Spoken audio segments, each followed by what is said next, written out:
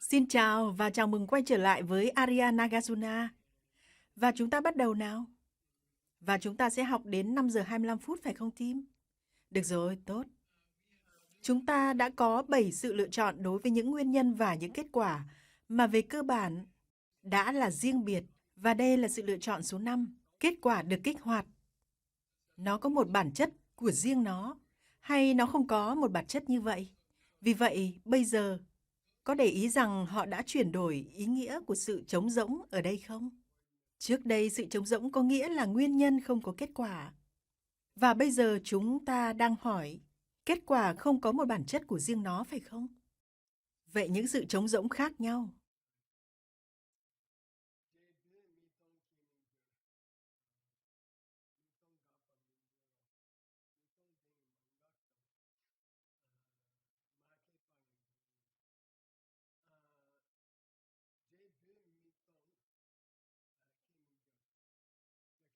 Không thể có một khởi đầu nếu một thứ không trống rỗng một kết quả.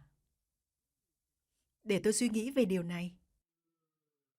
Tôi nghĩ rằng dòng đầu tiên có thể đang nói về dạng cũ của sự trống rỗng.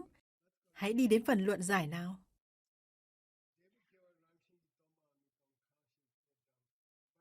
Nhân tiện, từ cây răng đó trong dòng đầu tiên là một cách diễn đạt mới.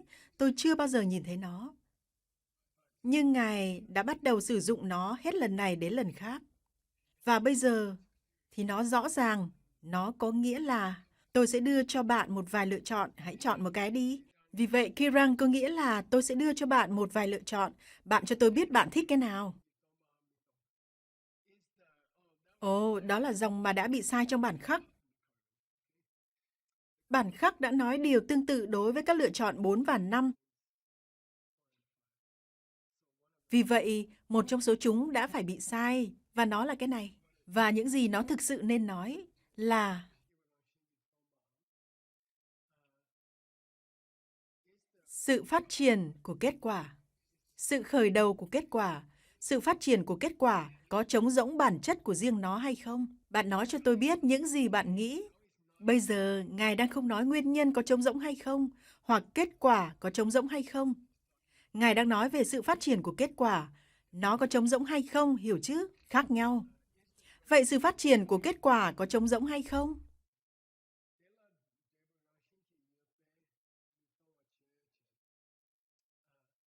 Hãy xem xét một kết quả mà đã không trống rỗng việc có bản chất của riêng nó. Hãy lấy trường hợp của một kết quả mà đã không trống rỗng bản chất của riêng nó. Nó không thể bắt đầu bởi vì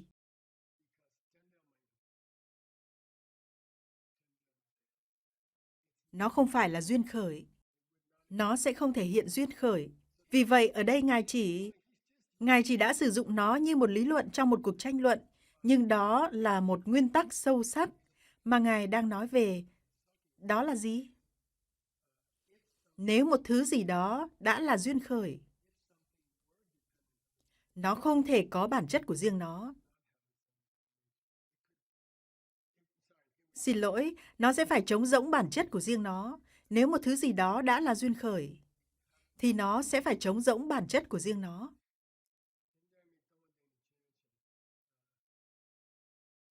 Nếu nó đã không trống rỗng bản chất của riêng nó, nếu nó đã không trống rỗng bản chất của riêng nó, thì nó không thể là duyên khởi, và nó không thể gapa. Có nghĩa là gì? Nó không bao giờ có thể dừng lại, bởi vì đó là một kiểu tranh luận rẻ tiền, bởi vì nó có bản chất của riêng nó. Cảm ơn. Nhân tiện, Ngài đã lặp đi lặp lại nhiều lần rằng nếu một thứ gì đó có bản chất của riêng nó không bao giờ có thể dừng lại. Bởi vì khi đó nó sẽ mất đi bản chất của nó. Chỉ vậy thôi. Đó là một cuộc tranh luận lặp đi lặp lại rằng nếu một thứ gì đó có bản chất của riêng nó không thể chết đi, bởi vì điều đó có nghĩa là bản chất của nó sẽ phải thay đổi và nó sẽ không còn là bản chất của riêng nó nữa. Vì vậy, những thứ có bản chất tự tồn tại của riêng chúng không bao giờ có thể dừng lại, bởi vì khi đó chúng sẽ khác với những gì chúng đã là trước đó, và điều đó là không thể nếu một thứ có bản chất của riêng nó.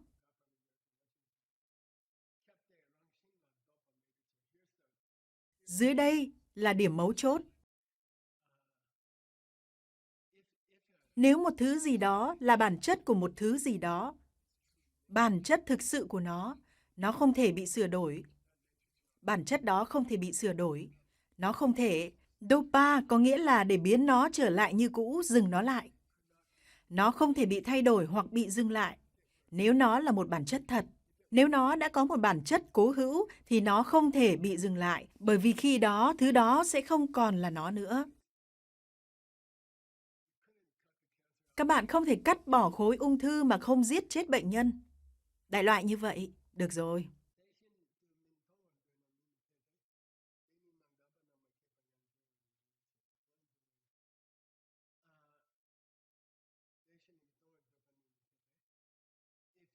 Nếu các bạn phủ nhận rằng kết quả có thể có bất kỳ bản chất nào của riêng nó, thì nó không bao giờ có thể dừng lại hoặc bắt đầu. Nó sẽ phải có một bản chất nào đó, nhưng không phải là một bản chất tự tồn tại, không phải là bản chất bất biến.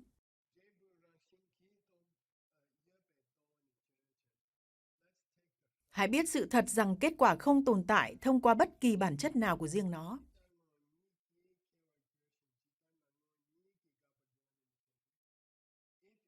Nếu kết quả đã trống rỗng bất kỳ bản chất nào của riêng nó sẽ không bao giờ có thể bắt đầu và không bao giờ dừng lại.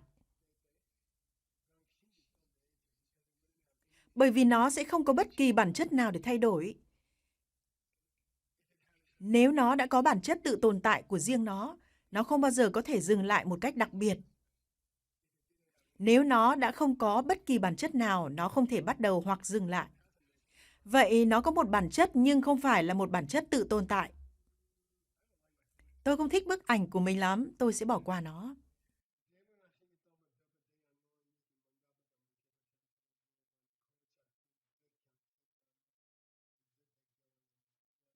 Vâng, không sao cả, chúng ta không cần cái đó. Được rồi. Tôi có một số từ tiếng Sanskrit cho các bạn. Chỉ nghỉ ngơi và vui chơi một chút. Tôi không biết nữa. Tôi có niềm vui với tiếng Sanskrit. Đây là một số từ mà các bạn có thể. Chúng sẽ áp dụng rất nhiều trong phần tiếp theo. Hãy nói ekava, ekava. Tiếng Sanskrit không có chữ v. Nó giống như chữ wa, ekawa. Có một đến từ victory, chiến thắng. Nếu các bạn biết tiếng Hindi, Ekawa có nghĩa là một thể và giống nhau, một thể và cùng nhau. Chitigu có nghĩa là nguyên nhân và kết quả đã trở thành một thể và giống nhau. Nguyên nhân và kết quả sẽ là một thể và giống nhau. Eka có nghĩa là một. Ek, du, tin, cha, pan, chi, chat. Đây là tiếng Hindi. Vì vậy Eka có nghĩa là một. Ekarasa, đó là gì? Bài hát đơn đúng. Và vì vậy Eka đã trở thành ego, một tôi. Và từ aham, bạn biết aham chứ? Và sau đó, wa luôn là sân hoặc ness. Vì vậy, ekawa có nghĩa là sự giống nhau hoặc sự duy nhất. Nó sẽ có ích ở đây. Vậy nguyên nhân và kết quả sẽ là một thể và giống nhau phải không? Và chúng không phải, đúng chứ? Chúng không phải là ekawa. Được rồi, từ tiếp theo. Anitwa. Và nó không có nghĩa là củ hành. Anya có nghĩa là cái khác, một thứ gì đó khác trái nghĩa của từ eka. Eka có nghĩa là chúng là một thể và giống nhau. Anya có nghĩa là chúng là một thứ gì đó khác. Mà là an, y, không đi cùng nhau.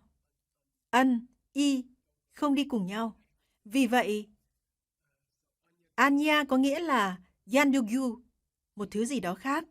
Nếu chúng không phải là một, chúng có phải thứ gì đó khác với nhau không? Về cơ bản từ phụ tố A, phụ tố có nghĩa là từ phủ định A. Đó là thuật ngữ Hy Lạp cho nó. Và nó không đi cùng nhau. Anyata, anyata. Được rồi, từ tiếp theo ở đó. Và có một từ rất hay ở đây. Hãy nói swabhawa. Xin lỗi, swabhavas. Swabhavas. Abhuta. Được rồi, và tôi không chắc rằng nó nên là một power dài. Đó là những gì đã có trong từ điển, nhưng tôi hơi nghi ngờ một chút đấy. Có hai power và pa đều có nghĩa là đã đi. Chữ này sẽ là chữ A không dài. Lai là A dài, vì vậy tôi nghi ngờ về chữ này, nhưng dù sao đó cũng là một truyền thống mà chúng ta có. có nghĩa là tồn tại thông qua bản chất nào đó của riêng nó. Swabawa, swa có nghĩa là của riêng, đến từ su như là suicide, tự tử, giết, sai có nghĩa là giết, như là regicide, giết vua hoặc homicide, giết người. Giết người, homicide, sát nhân. Và sui có nghĩa là chính bạn. Vì vậy, swa có nghĩa là bản thân, pawa có nghĩa là bản chất. Như pu nghĩa là tồn tại. Vì vậy, swabawa có nghĩa là bản chất của riêng nó. Aputa là một từ ít dùng, mà thường có nghĩa là một điều gì đó đã xảy ra, nhưng là một điều gì đó tuyệt vời. Medechumpa trong tiếng Tây Tạng. Vậy Aputa thường có nghĩa là giống như chương thứ 3 được gọi là gì?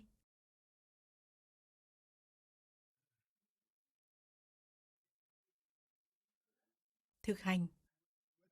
Nó được gọi là gì?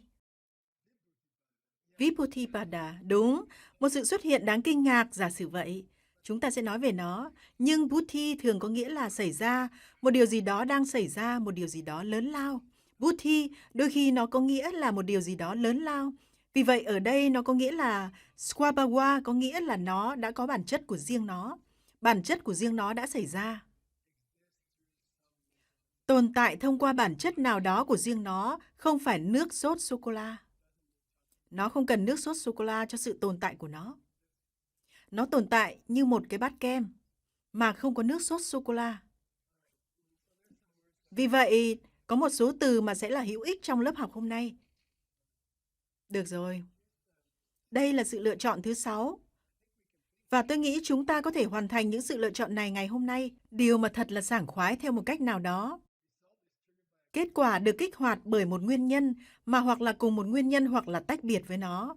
Kết quả được kích hoạt bởi một nguyên nhân mà hoặc là cùng một kết quả hoặc là tách biệt với kết quả, đúng không? Và chúng ta hãy xem xét các khả năng này. Này, sẽ thật nực cười khi nói rằng nguyên nhân và kết quả chính xác đã là cùng một thứ, bởi vì tại sao thứ này lại bắt đầu từ thứ kia? Vì vậy, hủy bỏ điều đó. Nửa sau và nhân tiện, Ngài lặp lại dòng thứ 2 và dòng thứ 4. Đó là phong cách của Ngài Nagarjuna. Thật là nực cười nếu chúng là một thể và thật nực cười nếu chúng tách biệt. Ngài luôn luôn nói như thế. Nó thật nực cười nếu như thế này và nó cũng thật nực cười nếu như thế kia. Vì thế Namyatapa có nghĩa là hoàn toàn rất không đồng tình. Và đây là bản năng. Nếu nguyên nhân và kết quả là cùng một thứ thì còn có nghĩa gì nữa? Nếu nguyên nhân và kết quả hoàn toàn không kết nối thì đâu mới là mối liên kết? Nếu chúng vốn dĩ là khác biệt, có nghĩa là không có điểm tiếp xúc. Vậy thì tại sao lại nói về nguyên nhân và kết quả? Nếu nguyên nhân và kết quả là cùng một thứ, thì cái mà được tạo ra và người tạo sẽ là một thể và giống nhau. Người tạo ra và tạo vật là giống nhau.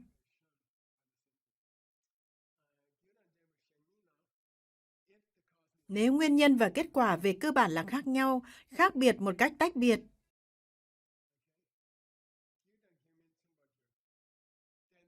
thì những thứ mà là nguyên nhân phù hợp để một thứ gì đó xảy ra và những thứ mà không thể là nguyên nhân phù hợp để một thứ gì đó xảy ra đều có thể là những nguyên nhân phù hợp để một thứ gì đó xảy ra giống nhau.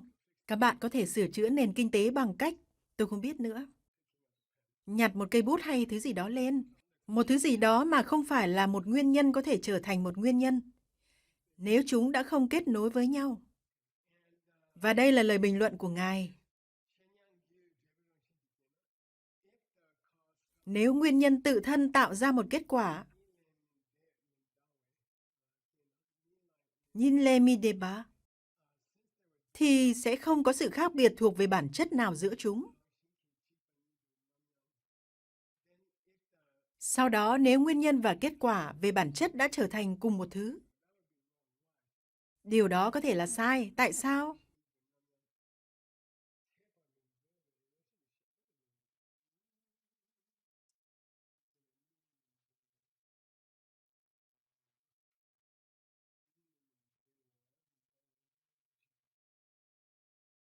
Hãy đợi một phút, tôi xin lỗi, tôi phải trình bày lại điều đó.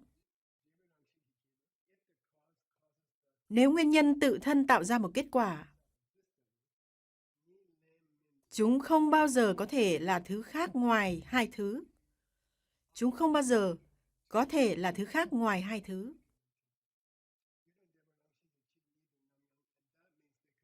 Và điều đó có nghĩa chúng không bao giờ có thể là cùng một thứ.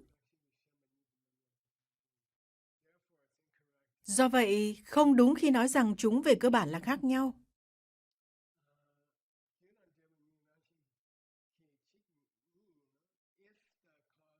Nếu nguyên nhân và kết quả về bản chất là một thứ đơn lẻ, mithede, thì đó cũng là một thứ vớ vẩn bởi vì vậy tất cả những thứ mà được tạo ra bởi nguyên nhân và nguyên nhân mà tạo ra chúng, tạo vật và người tạo sẽ phải là giống nhau. Và tôi đã nghĩ đây có thể là một bức ảnh tốt. Vậy thì người mẹ sẽ đang hôn chính bà ấy ư? Nếu người tạo ra và thứ được tạo ra đã là giống nhau, thì đây là một bức ảnh của mẹ của James Brown. Đang hôn chính mình. Tôi quá đẹp trai đến nỗi tôi có thể hôn chính mình. Tôi quá đẹp trai, tôi có thể hôn chính mình. Được rồi. Reme Dunchen. Dù sao thì đây là một thành ngữ phổ biến. Reme Dunchen có nghĩa là nếu không có mối quan hệ gì giữa họ cả, và họ chỉ là hai thực thể tách biệt, đây là một cách diễn đạt triết học thông thường. Nếu đã không có sự kết nối nào giữa nguyên nhân và... Xin lỗi, người tạo và tạo vật. Nếu đã không có sự kết nối nào giữa họ cả, thì Gurajinmin thì sẽ không chính xác để phân loại đó như nguyên nhân và kết quả. Nếu đã không có mối quan hệ nào giữa nguyên nhân và kết quả, nó sẽ không chính xác để phân loại nó như là ví dụ về nguyên nhân và kết quả. Đã kết thúc sự lựa chọn thứ 6. Hãy tiếp tục đi đến... tôi đã có một bức ảnh nào không nhỉ? Nó sẽ xuất hiện sau. Số 7, yeah, chúng ta gần xong rồi. Kết quả mà một là tồn tại hoặc không tồn tại, thông qua bản chất của riêng nó được kích hoạt bởi nguyên nhân.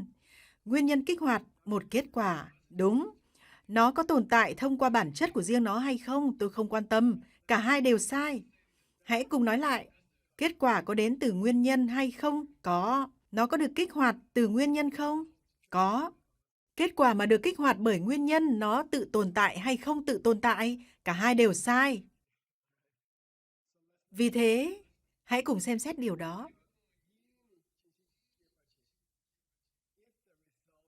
Nếu kết quả đã tồn tại thông qua bản chất nào đó của riêng nó, thì nguyên nhân sẽ bị thất nghiệp nếu kết quả đã tồn tại thông qua bản chất nào đó của riêng nó, thì nguyên nhân sẽ bị thất nghiệp. Vậy thì nguyên nhân phải làm gì?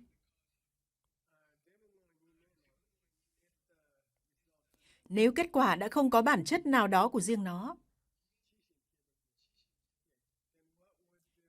thì cái gì sẽ ở đó cho nguyên nhân tạo ra?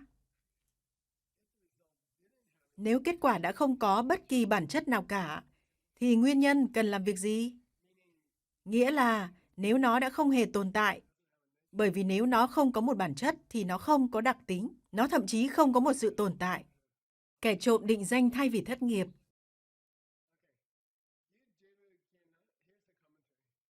Đây là lời bình luận. Nếu bạn nói rằng những nguyên nhân tạo ra những kết quả, hãy để tôi hỏi bạn một câu hỏi. Và chúng ta nói đúng, câu hỏi của bạn là gì? Khi một nguyên nhân tạo ra một kết quả, vậy thì kết quả đó có bản chất của riêng nó hay không? Và cả hai câu trả lời mà bạn đưa ra đều sai. Tại sao? Nếu kết quả đã tồn tại thông qua bản chất nào đó của riêng nó, thì nguyên nhân sẽ còn lại cái gì để làm?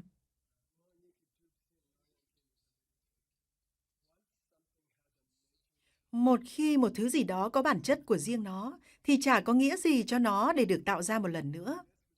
Một khi một thứ tồn tại với một bản chất của riêng nó, vậy thì điểm mấu chốt để tạo ra nó một lần nữa là gì? Bạn còn có thể làm gì hơn? Được rồi, tôi đã thấy một trái cây. Các bạn sẵn sàng chưa? Và điểm mấu chốt, tôi phải giải thích bức ảnh này. Những hạt giống này không thể tạo ra quả lựu đã chín này bởi vì nó đã ở đó, đó là mấu chốt. Nếu quả lựu đã chín này mà có bất kỳ bản chất nào của riêng nó, thì những hạt giống còn lại gì để làm? Thất nghiệp. Quá muộn để những hạt giống có thể làm bất cứ điều gì. Và nếu kết quả không có bất kỳ bản chất nào của riêng nó, thì làm thế nào có bất cứ thứ gì có thể kích hoạt nó? Nếu kết quả đã không có đặc tính nào của riêng nó, thì làm thế nào bất kỳ thứ gì khác có thể kích hoạt một thứ không có đặc tính được?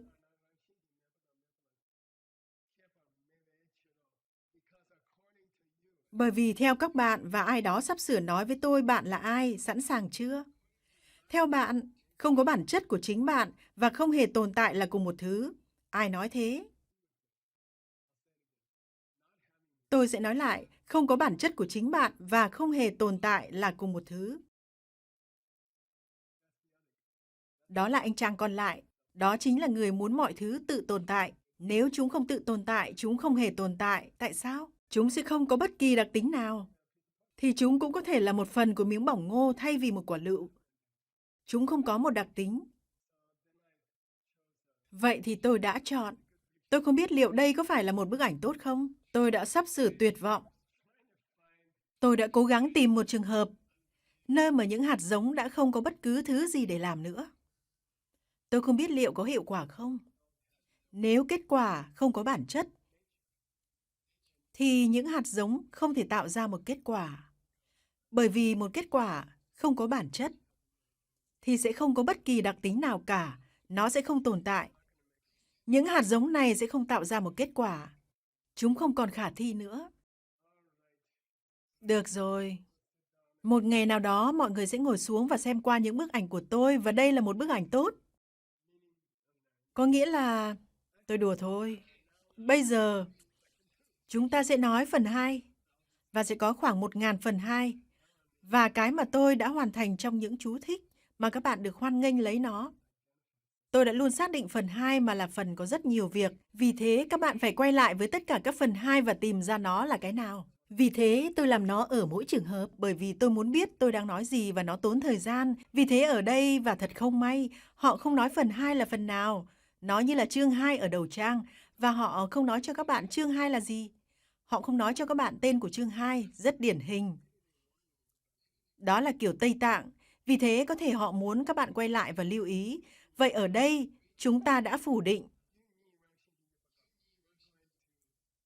Chúng ta sẽ chứng minh là nó không đúng, rằng nguyên nhân dựa trên nguyên nhân bị tách biệt khỏi tập hợp của những nguyên nhân và những điều kiện, và những nguyên nhân và những kết quả. Hãy cùng nói về chính nguyên nhân duy nhất. Chúng ta phủ nhận rằng nó có thể có bất kỳ bản chất nào của riêng nó, bất kỳ bản chất đặc biệt nào của riêng nó. Hãy chỉ tách biệt bản thân những nguyên nhân, chúng ta sẽ không nói tới chúng trong bối cảnh của những kết quả. Đây là văn bản gốc.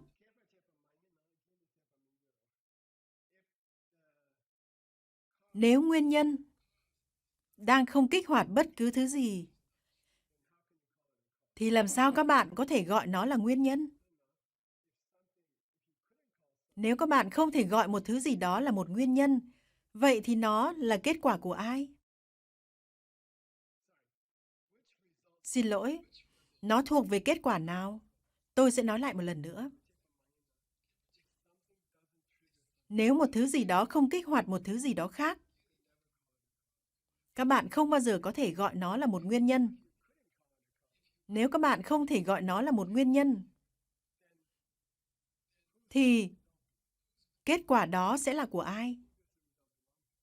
Kết quả sẽ thuộc về ai nếu không có nguyên nhân?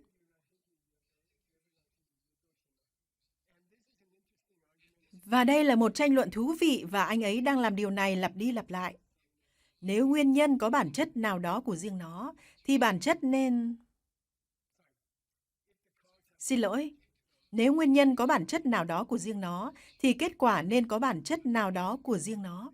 Anh ấy muốn nói điều đó, anh chàng còn lại muốn nói điều đó. Nhìn này, nếu nguyên nhân có một bản chất của riêng nó, thì kết quả mà được kết nối với nó nên có một bản chất của riêng nó. Nếu bất cứ thứ gì có một bản chất của riêng nó, thì bất cứ thứ gì được kết nối với nó nên có một bản chất của riêng nó. Đó là quan điểm chung của anh ấy. Tại sao? Mita de, chúng ta nói Mita, tại sao?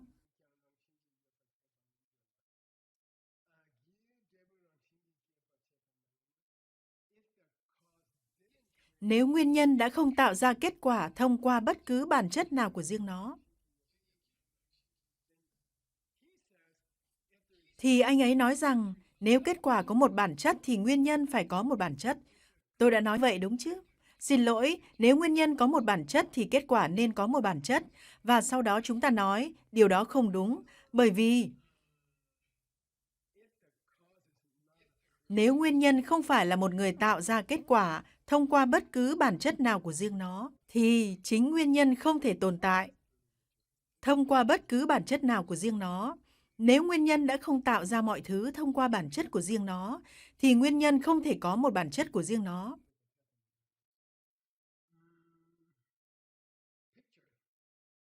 Bức ảnh, nếu nó đã không bắt đầu một thứ gì đó từ phía của chính nó, thì nó sẽ không bao giờ tồn tại từ phía của chính nó. Nếu nguyên nhân đã không tạo ra một kết quả từ phía của chính nó, thì nguyên nhân không bao giờ tồn tại từ phía của chính nó. Đây là mặt trái ngược của điều anh ấy muốn nói. Anh ấy muốn nói rằng, nếu kết quả tồn tại từ phía của chính nó, thì nguyên nhân cho kết quả đó phải tồn tại từ phía của chính nó. Chúng ta đang nói rằng, không, hãy quay nó lại nào. Nếu nguyên nhân không tồn tại từ phía của chính nó, thì kết quả cũng không tồn tại từ phía của chính nó. Chúng ta phần nào đồng ý với phương pháp của anh ấy. Nếu nó không đúng khi nói rằng chính nguyên nhân đã tồn tại thông qua bất kỳ bản chất nào của riêng nó, thì nếu nguyên nhân, thật không đúng nếu nói rằng nguyên nhân có một bản chất của riêng nó, vậy thì nếu một kết quả xuất hiện, thì nó là của ai? Xin lỗi, nếu các bạn không thể nói rằng nguyên nhân có bất kỳ bản chất nào của riêng nó, thì kết quả mà có một bản chất của riêng nó đã đến từ đâu? Làm ơn. Tôi sẽ nói lại lần nữa. Nếu nguyên nhân không có một bản chất của riêng nó, thì tự thân kết quả đã đến từ đâu? Hiểu chứ? Nếu nguyên nhân không có một bản chất của riêng nó, và các bạn có một kết quả cái mà thực sự có một bản chất của riêng nó, thì kết quả đó đã đến từ đâu? Bởi vì các bạn không có một nguyên nhân khớp với nó.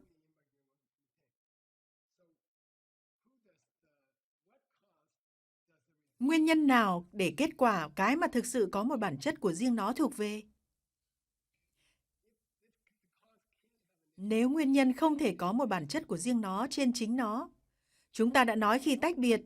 Sau đó, nếu các bạn có một kết quả mà có một bản chất của riêng nó, thì nó đã đến từ đâu? Bởi vì một kết quả mà có một bản chất của riêng nó thì theo logic nên đến từ một nguyên nhân mà có một bản chất của riêng nó. Nhưng nếu các bạn đã tách biệt nguyên nhân trước đó và đã nói rằng nó đã không có một bản chất của riêng nó, thì các bạn đã nhận được tất cả những kết quả đó mà thực sự có một bản chất của riêng nó. Chúng không phụ thuộc vào bất cứ ai, chúng chỉ đã xuất hiện mà không có một nguyên nhân, hiểu chứ? Bởi vì các bạn phải nói rằng mỗi kết quả có một nguyên nhân tương ứng, không phải sao? Vì vậy, nếu các bạn có được một kết quả đang lảng vảng ngoài đó mà đã đến từ chính nó, có bản chất tự nhiên của riêng nó, các bạn đã phải tìm thấy một nguyên nhân mà nó có bản chất của riêng nó để khớp với nó. Nhưng các bạn vừa mới nói những nguyên nhân này không có bản chất của riêng chúng khi tách biệt. Bản thân một nguyên nhân, nó không có bản chất của riêng nó. Được rồi, vâng, chúng ta đến phần 3.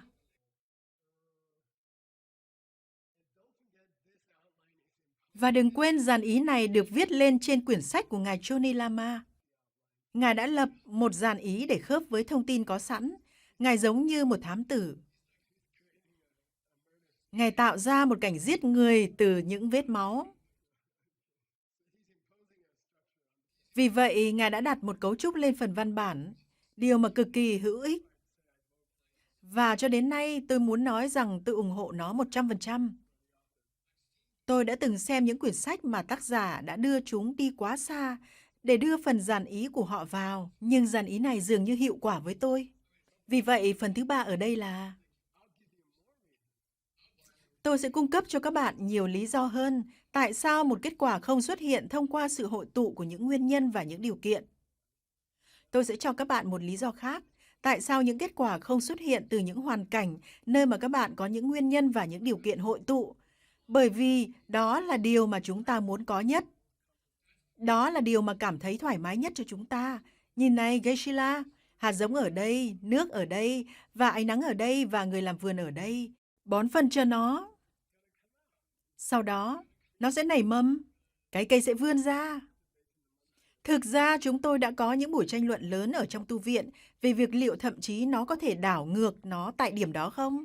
Trong 1/1000 giây trước khi kết quả đến, liệu có thể hủy bỏ một kết quả sắp xuất hiện không?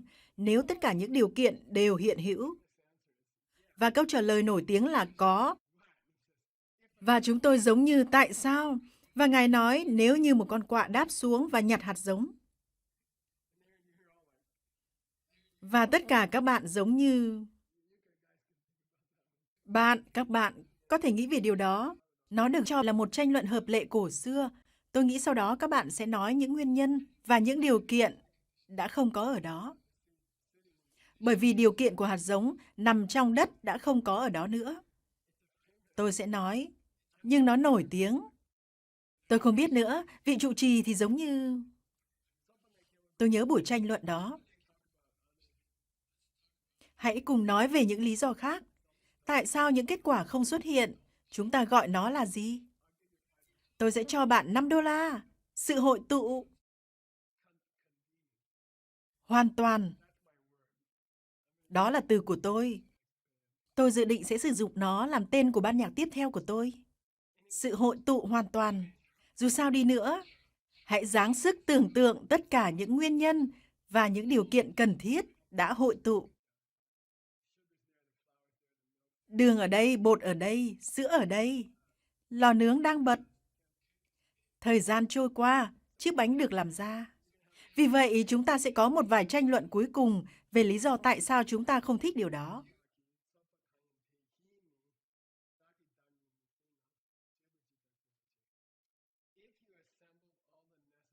Nếu các bạn tập hợp tất cả những nguyên nhân và những điều kiện cần thiết và nó không thể tạo nên chính nó, nếu những nguyên nhân và những điều kiện,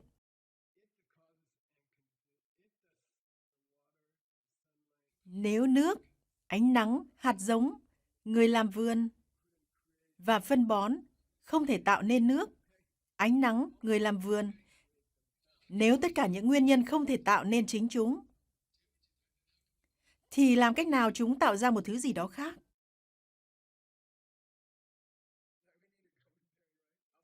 Chúng ta cần một luận giải đúng không? Tôi sẽ nói lại nó lần nữa. Nếu hạt giống, nước, phân bón, người làm vườn, ánh nắng đã không tạo nên hạt giống nước, người làm vườn, ánh nắng, thì làm cách nào chúng tập hợp lại tạo nên một cái cây? Chúng ta cần một luận giải. Chúng ta bắt đầu nào. Vì thế, kết quả không được tạo nên bởi sự hội tụ của những nguyên nhân và những điều kiện. Và nếu các bạn không bao giờ có những nguyên nhân và những điều kiện hội tụ thì điều đó cũng sẽ không tạo ra kết quả. Nếu không có kết quả, thì làm sao các bạn có thể nói tất cả những điều kiện được tập hợp? Điều đó có hiệu lực từ một ngày nào đó trong quá khứ, các bạn phải là một nguyên nhân, bởi vì bây giờ các bạn đã tạo nên một kết quả, hiểu chứ? Được rồi, chúng ta bắt đầu thôi. Và điều này là rất hợp lý. Ai đó nói rằng, nhìn này, bạn muốn có một kết quả, chỉ cần đặt tất cả những nguyên nhân và những điều kiện chung với nhau, và kết quả sẽ xuất hiện. Đấy là cách nó hoạt động. Sau đó chúng ta nói, nhưng không phải bạn đồng ý rằng sự hội tụ của những nguyên nhân và những điều kiện đã không tạo ra những nguyên nhân và những điều kiện sao? Vâng, điều đó thì ổn, chúng tôi có thể đồng ý. Phân bón đã không sinh ra phân bón.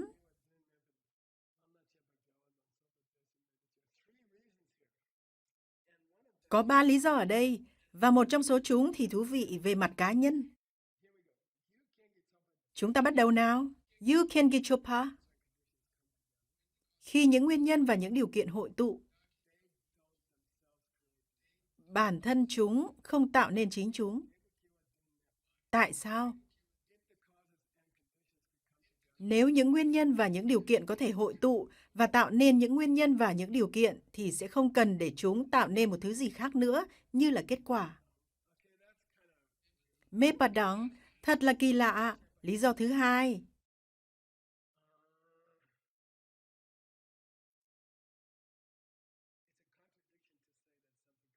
Thật là mâu thuẫn khi nói rằng một thứ gì đó đã tạo ra chính nó.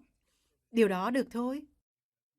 Chúng ta không thể nói rằng hạt giống đó đã tạo ra hạt giống đó, hoặc điều gì đó tương tự trừ khi các bạn đang nói về sự tiếp tục của chính hạt giống đó. Nhưng tôi thích cái cuối cùng và tôi muốn nói về cái đó. Và từ J này trong tiếng Tây Tạng, Jaguar trong tiếng Sanskrit, chất, chất. Đó là một từ ngữ mà được tranh luận gay gắt trong tất cả các trường phái. Vì vậy J có nghĩa là vật chất. Ngài nói,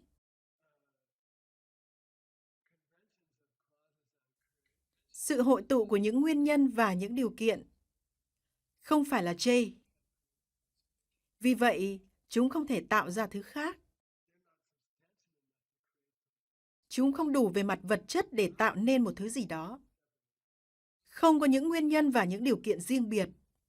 Và không có những nguyên nhân và những điều kiện hội tụ. Nhưng sự hội tụ không tạo nên kết quả. Sự hội tụ này chỉ là một tình huống. Nó không phải là một vật chất gì đó.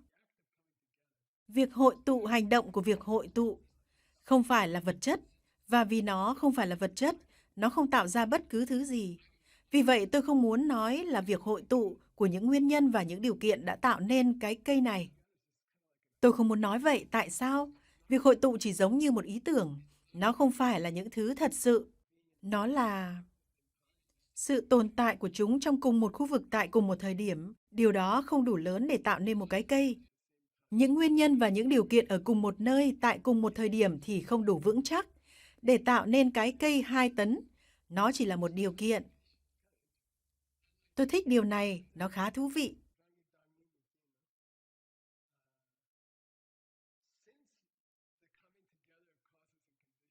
Vì sự hội tụ giữa những nguyên nhân và những điều kiện không giống như một thứ vững chắc của riêng nó. Không giống như hóa chất và chất dinh dưỡng.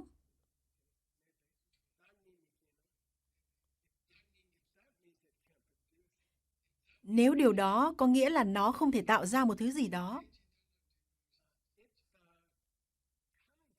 Nếu sự hội tụ không phải là một thứ đủ vững chắc để tạo ra kết quả,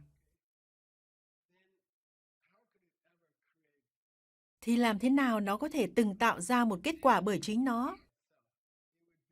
Nó sẽ như là Mosham Gibu. $300. Mosham Gibu. Mosham Gibu. Đó là một thành ngữ. Nó có nghĩa là đứa con của một phụ nữ hiếm muộn. Một thành ngữ nổi tiếng. Tôi không biết nữa. Một đứa con của một người phụ nữ mất đi buồng trứng hay gì đó. Đó chỉ là không thể, không có khả năng. Cái gì là không thể? Nếu sự hội tụ chính nó không đủ vững chắc để tạo ra một kết quả, thì các bạn làm thế nào nói rằng sự hội tụ này tự thân nó tạo ra một kết quả?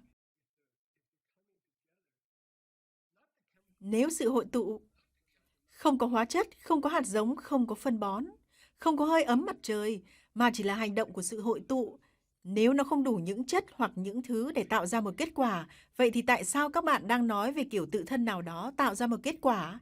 Nếu nó không phải, thậm chí một kết quả bình thường, các bạn hiểu không? Bởi vì tranh luận ban đầu của họ trong phần này là sự hội tụ của những nguyên nhân và những điều kiện tạo ra kết quả.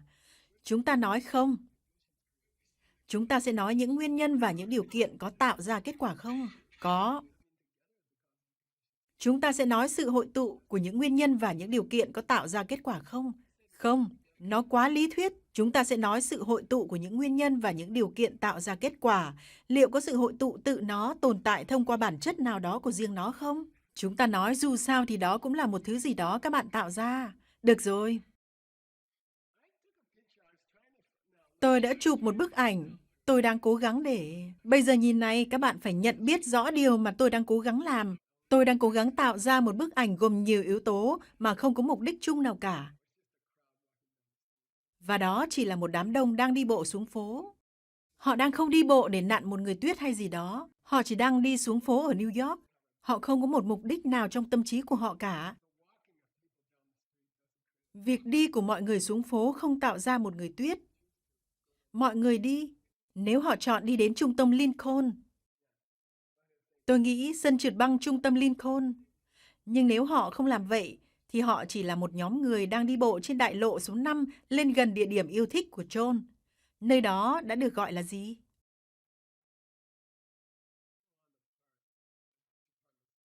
Không, ở công viên hay cửa hàng bách hóa?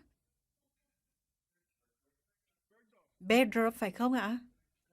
Bergdorf, đúng, đúng, đúng. Được rồi, chúng ta sẽ không nói về nó. Tôi đang thận trọng.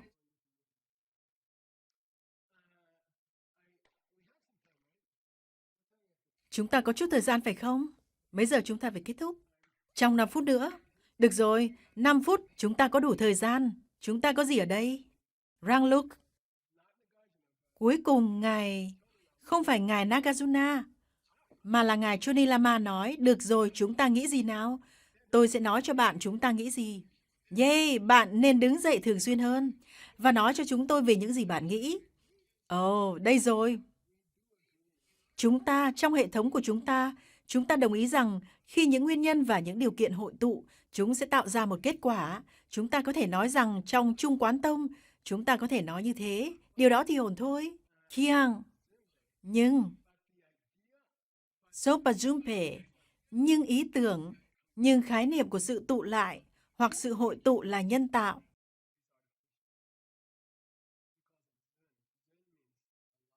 Bởi vì nó là Jun. Jun có nghĩa là một lời nói dối, nhưng ý của ngài là nhân tạo. Sự hội tụ của những nguyên nhân và những điều kiện là nhân tạo. Đó là một khái niệm nhân tạo. Những nguyên nhân có thể là vững chắc, những điều kiện có thể là vững chắc. Nhưng việc hội tụ giống như một ý kiến hay gì đó. Bây giờ, nếu bạn muốn nói nó theo cách này, tôi sẽ mua nó. Đó là ai? Tôi là ai? Ngài Johnny Lama.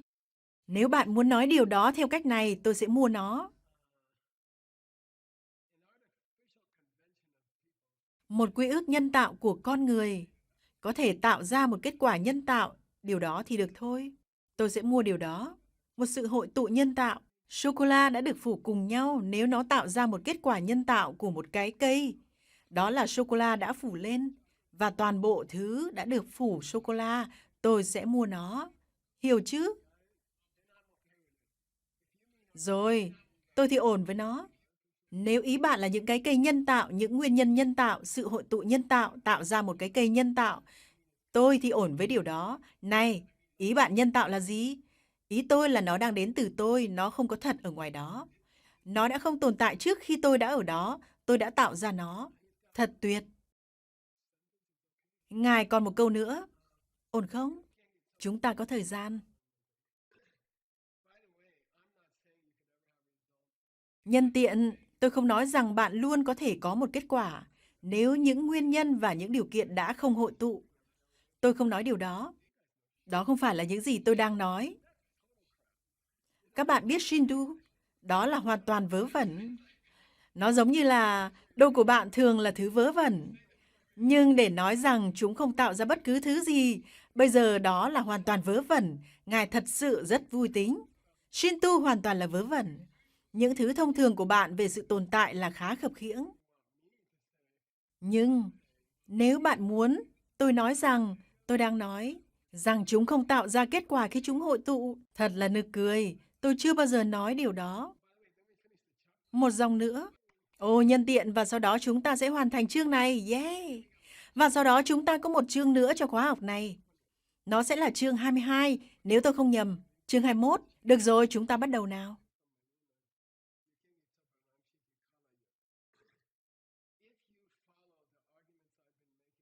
Nếu bạn đi theo những tranh luận mà tôi đã đưa ra trong chương này, và nếu chúng ta có thể nói rằng kết quả sinh ra không phải là một thứ gì đó có thể tồn tại trong và từ chính nó, thì bạn phải tin một cách có logic rằng sự hội tụ của những nguyên nhân và những điều kiện cũng đã không phải là một thứ gì đó mà tự nó tồn tại. Đó là tất cả những gì tôi đang cố gắng nói. Tôi đang cố gắng chỉ ra cho các bạn rằng nếu kết quả không phải là một thứ gì đó mà tự nó có thể tồn tại, thì sự hội tụ của những nguyên nhân và những điều kiện mà đã tạo ra kết quả đó theo logic sẽ phải là cùng một thứ. Chúng không thể đang đến từ phía của chính chúng. Chúng phải đang đến từ các bạn. Phân bón đó đang đến từ các bạn. Nước đó đang đến từ các bạn. Sự thật rằng người làm vườn đó đã xuất hiện đang đến từ các bạn. Sự thật rằng mặt trời chiếu sáng ngày hôm nay đang đến từ các bạn. Nếu cái cây đang đến từ các bạn, hiểu chứ? Nó khá là dễ thương. Bởi vì tất cả nên là cùng một thứ. Bất cứ thứ gì đúng với sự hội tụ đó thì nên đúng với cái cây đó. Bất cứ thứ gì đúng với cái cây đó thì nên đúng với sự hội tụ đó. Yeah! Đến chương 21. Nó được gọi là một sự nghiên cứu về cách mọi thứ xảy ra và sau đó biến mất. Một sự nghiên cứu về cách mọi thứ xảy ra và sau đó biến mất. Vì vậy, đó là một chủ đề mới. Yeah, hẹn gặp các bạn vào ngày mai. Hãy chuẩn bị một điều bất ngờ lớn sắp đến. Hãy thắt chặt dây an toàn của các bạn nhé.